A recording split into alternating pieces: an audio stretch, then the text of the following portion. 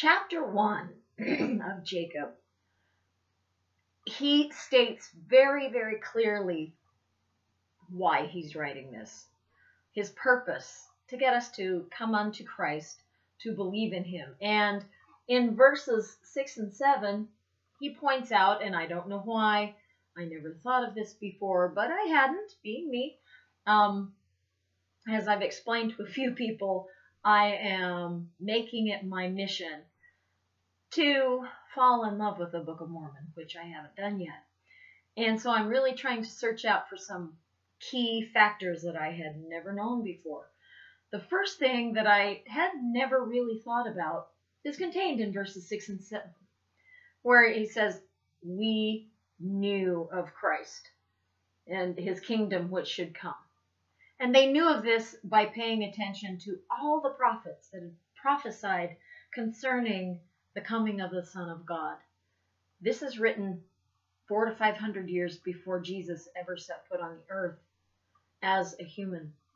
And the amount of faith that these people showed to say, hey, hasn't happened yet, but we believe it's going to, and our hope is and our purpose is for this coming. And so we're going to live the way we know, in the hope, in the knowledge that it has been foretold, and their belief. Brothers and sisters, from where we're standing, it happened. We have record of Jesus walking the earth and of his crucifixion and his resurrection. Our faith should be so much easier, don't you think? And yet, people like me still have questions, still have doubts that when I'm reading this, it doesn't make any sense. And so it implores me to do better within myself to find that faith that the groundwork has been laid so perfectly for me. I just have to read a book and say, yeah, this happened. I believe. But anyway, so verses 6 and 7 were huge to me. And then, of course, verses 17 and 18, where he said he obtained his errand from the Lord, having been consecrated priests and teachers by the hand of Nephi. I found some interesting material that had to do with the priesthood that was on the earth at this time. And if you will forgive me reading a rather long passage, it's by B.H. Roberts. And he says, there was a priesthood that administered the ordinances of the gospel, and as the gospel was a higher law than the law of Moses, it is reasonable to conclude that the priesthood which administered in those ordinances was a higher order of priesthood than that conferred upon Aaron and the tribe of Levi. And undoubtedly, the higher priesthood could, on occasion, administer in the ordinances of the inferior law.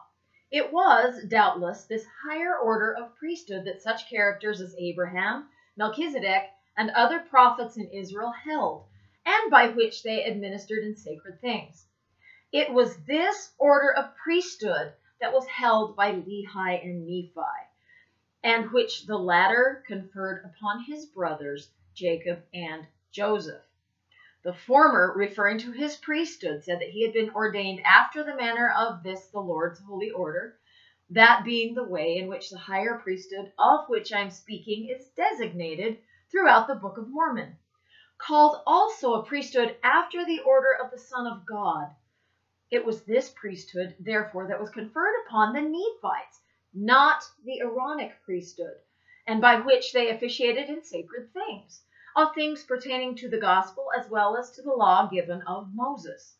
The justification for administering in the things of the law by this priesthood consists in the fact that the superior authority includes all rights and powers of the inferior authority, and certainly possesses the power to do what the inferior authority could do. And that was by Brother B.H. Roberts' New Witnesses for God. And since there were no Levites in the colony of Lehi, the priesthood by which they functioned was exclusively Melchizedek until after the coming of Christ among them in 634 AD. It never occurred to me to even question which priesthood they functioned under. But the fact that it was the Melchizedek rather than the Aaronic kind of blows my mind, because that is the higher order. And until it was taken from the earth during the apostasy, yeah, it has been on the earth a lot longer than I thought. That was amazing to me. So Jacob obtained his errand from the Lord. He received his calling. Now, what does that mean for us? What is our errand? What have you been called to do? What have I been called to do? And are we magnifying it to the best of our abilities? He labored diligently all his days to make sure that he fulfilled his calling as a teacher, as an exemplar of the way the Savior would have him live. He said, lest the blood of the people come upon him. How diligent are we? I'm just speaking for myself here when I say that I could certainly be more diligent. I had the good fortune to watch rather late. It's at 8 years old now, the story of the life of President Thomas S. Monson, and it's entitled On the Lord's Errand. And he has a quote in there, and I am paraphrasing, that says, if the Lord has an errand to do, I want him to look to Tommy Monson and know that it will be done. He says something like that. He says it much more eloquently than I quoted. But brothers and sisters, are we following the examples of our prophets all the way from Jacob to President Russell M. Nelson, who is very, very much on the Lord's errand? Are we willing to do that little bit more? Step up, make that phone call, pay attention to whatever divine inspiration we receive in the magnification of our own callings? Are we willing to do that? So let's think for just a second. I will pause the video. We'll go on with chapter 2.